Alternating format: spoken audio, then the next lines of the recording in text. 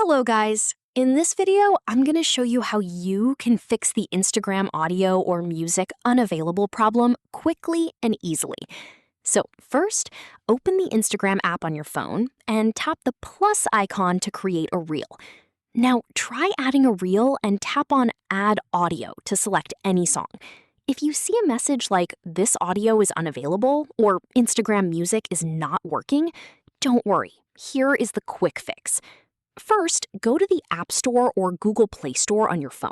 If you're using Android, like Realme 15, open the Google Play Store and search for Instagram. If the problem still continues, go back to Instagram and open your profile. Tap the three lines, menu, in the top right corner. Scroll down to More Info and Support and tap on Help. Then select Report a Problem.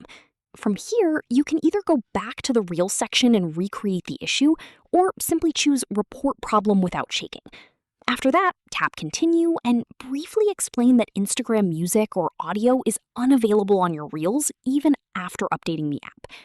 Once you submit the report, Instagram will review your issue, and in many cases, the problem gets fixed automatically after some time.